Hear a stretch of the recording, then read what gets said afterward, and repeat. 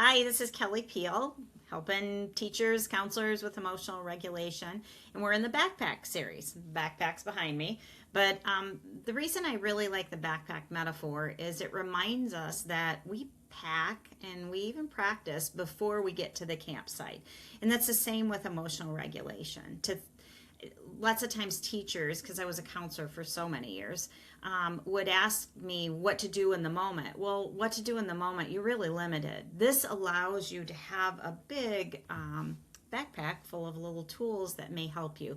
Today I want to talk about gratitude. And gratitude is one of those things that really helps with depressive thoughts. It allows us to have a wider view of ourselves and to not feel so in that moment of scarcity. And when we have a feeling of abundance, then it softens our nervous system and allows us to think through it. But you can't pull it out in the moment, in a bad moment when you have messed up, or when somebody has said something cruel to you, or just a really unlucky thing happens. It's too late. And like anytime you are in a sport or in music, you practice beforehand. So let's talk about gratitude. And I have a few little notes here that I want to go through. And the research is really clear. So it's not just a like nice to have, and I've heard it a billion times. So hang with me. I promise I'm going to give you really specific things you can do in the classroom or even in your home or with yourself.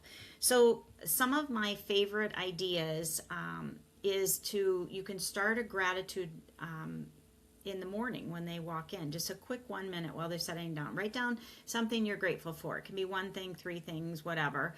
I know the journaling is like do 3 things a day, which is great. There's a lot of research on that, but you need to schedule this. You schedule for tests, you schedule for recess, you schedule for lunch. This has to be scheduled, but this really only needs to be 1 minute a day. Sometimes it's nice to have your gratitude time at the end of the day, and there are days it's just not going to happen. But if you can do it most of the time, it's a nice way for the kids to leave. One of my favorite things to do is maybe at the beginning of the week on a post-it note or something, whatever, some little note, they write down some things they're grateful for, which again expands their view of themselves and the world, and there's things to help us. To do it at the beginning of the week, and they put it somewhere where every day they just glance over it. Then it's not even a minute. Just, hey, can you glance at your gratitude notes? Just a quick one. Another idea is, this is, my husband doesn't like to write, so he taught me this, is a photo challenge. Every day have the kids take a picture of something that gives them pause, calm, and then at the end of 30 days they scroll through it. And this is really nice for kids that don't want to write and they're real visual. I did this with some kids that had a lot of trauma, and they really, really enjoyed this and appreciated it. And we'd sit down, and as we were scrolling through it, they talked to me about their pictures, and just you could see them softening and opening, and that's what you need for good learning. They need to be open to what you're saying and to feel that gratitude. Another way for gratitude, so you can write things down at the beginning of the day, the end of the day, or for once a week you can do the photo challenge where they take a photo of something, and encourage them to look for the small things. It's rainy here today, a water drop hanging off of a leaf, or a beautiful flower, or just a nice smile or a new pencil. If you can encourage them to find the small things, it has a deeper impact on them. You can encourage them. You can have once a week, we're going to write a thank you note. And maybe you do this as a class so that you can role model.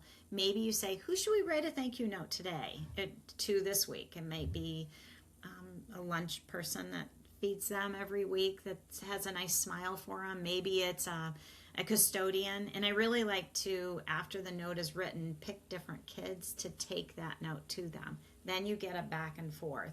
Not only does that secretary or that other teacher or maybe a student that they saw helping somebody younger, when they hand that note to them, the person handing the note gets so much. It changes the chemicals in their brain to make it a happier space.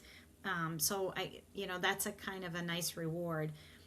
You can practice eye contact with gratitude, and that's a quick one. To look at somebody quickly and just say thank you. And when you're really looking at them, when you go to eat and you ask the wait staff his or her name, and you call them by name and you thank them and use their name, watch their face. It's pretty powerful. So even if we teach our students to look at somebody in the eye and thank them and call them by name, that's a nice way to do that. And a quick gratitude contemplation is really lovely. Just to teach them, like, okay, quick gratitude contemplation, and kids like kind of fun words like that, or quick gratitude moment. Just think quietly, take a breath, and think about something you're grateful for. So when you can just pull it out of your back pocket or your backpack, you pull out that quick gratitude moment. What's nice about that is when you see them starting to get stressed up before a test, or maybe something's really gone wrong, like, hey, recess has to be delayed, or whatever, you can say, hey, quick gratitude moment. Let's just think of one thing you're grateful for. Because, and sometimes kids will say, there's nothing to be grateful for. Well, what if tomorrow you don't get what you're not grateful for today? And I used to say to the kids, that drinking fountain, we never had nice drinking fountains when I was a kid. It's filtered, it's cold. What if tomorrow you get the drinking fountain I had? And they'd always laugh because I'm 104. And so we would laugh about that. But there's always something to be grateful for. And with all these experiments, you just try and find what works for your personality and the students you have this year, because every year is different. You may have some kids that just resist that gratitude. They don't want to do anything with it. That's fine. Just accept it. Know that that's where they are, that they are in such a space of scarcity and not abundance. So that's when you do more class projects with gratitude. That's the student that carries the note to the secretary to thank her for whatever it was that week that they want to thank. And so I would love to hear in the comments what you do to help your kids find gratitude, to find that sense of abundance, because when we have that, we're better learners, we're kind to other people around.